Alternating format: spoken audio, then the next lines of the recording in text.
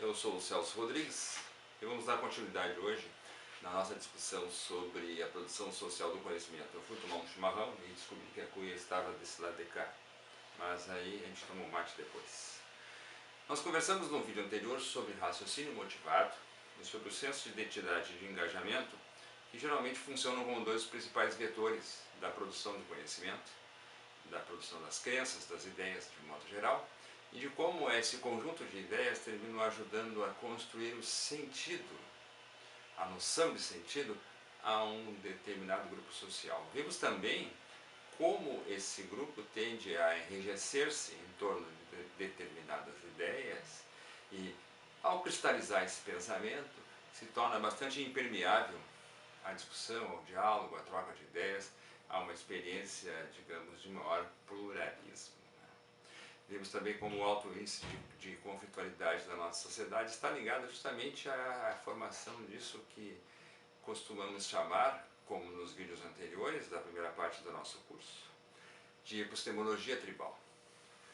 Hoje nós vamos conversar um pouco sobre a teoria de John Just, psicólogo social da Universidade de Nova York, e de outros autores também, em torno do que veio a ser consagrado nas pesquisas científicas da área como teoria da justificação do sistema.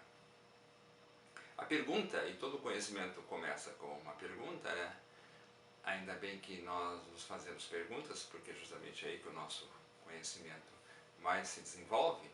A pergunta que o nosso pesquisador fez para si, para a sua equipe, era a seguinte: por que o comportamento dos trabalhadores mais pobres, das populações de mais baixa renda, não significa um movimento de revolta? Por que as camadas populares, vamos dizer assim, não se rebelam contra uma situação que é, digamos assim, objetivamente injusta, ou entendida como injusta?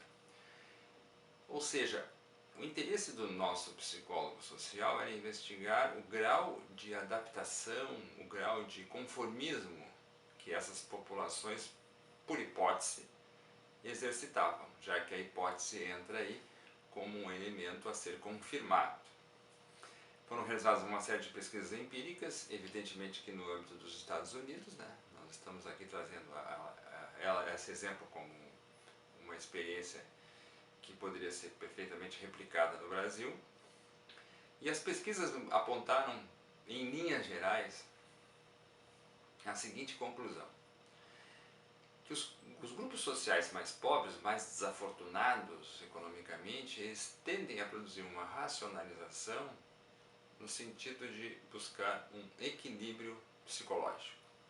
Essa racionalização tende a produzir conteúdos que sejam capazes de dar um mínimo de legitimidade ao sistema social, ao status quo, onde essa população vive. Em outras palavras, ao invés de rebeldia, contestação, inconformismo, a tendência majoritária da população é racionalizar as diversas situações sociais que exercitam o sistema social, econômico, político, no sentido, na direção de obter disso um equilíbrio. Esse comportamento conformista, digamos assim, não é difícil de ser percebido no nosso cotidiano. Se nós observarmos as sucessivas situações de injustiça social que aparecem, que existem no cotidiano, principalmente dessas populações mais pobres, e a ausência de reação. Alguns termos muito comuns no Brasil, como por exemplo, pobre tem que sofrer, quando descansa carrega pedra. Termos como esses são já consagrados na linguagem popular, já dá um pouco a ideia da chamada teoria da justificação do sistema. Em cotidianos, em contextos sociais muito marcados pela instabilidade política e econômica, nós temos uma tendência, segundo ainda essa linha de pesquisa, de pensamento, nós temos uma tendência ao conservadorismo, ao sentido de cristalizar posições de status quo, a uma rejeição da ideia de mudança e de transformação. Esse comportamento tem a ver, obviamente, né, com um desejo, como foi comentado antes, de um equilíbrio. E, evidentemente, de um equilíbrio econômico também. O conservadorismo comportamental está muito associado, não poderia ser diferente numa economia capitalista, a posições ou a manutenção de posições na estrutura econômica. Ou seja, a manutenção do status quo enrijece o sistema. E claro, como foi colocado anteriormente, há um gatilho autoritário sempre pronto a disparar quando contestações ao sistema, quando um convite, digamos assim, a uma reflexão mais profunda se apresenta. Esse gatilho autoritário, ele é um gatilho que vai reagir violentamente, vai rejeitar, vai excluir qualquer forma de alteridade, qualquer forma de diferença. Esse sentimento conservador, como comentamos em outro momento, ele foi muito bem captado por setores políticos no sentido justamente de defender valores conservadores e capitanear candidaturas políticas no mundo todo nos últimos anos, como sabemos. Uma conclusão interessante do nosso autor John Juster sobre esse tema é perceber o seguinte, né?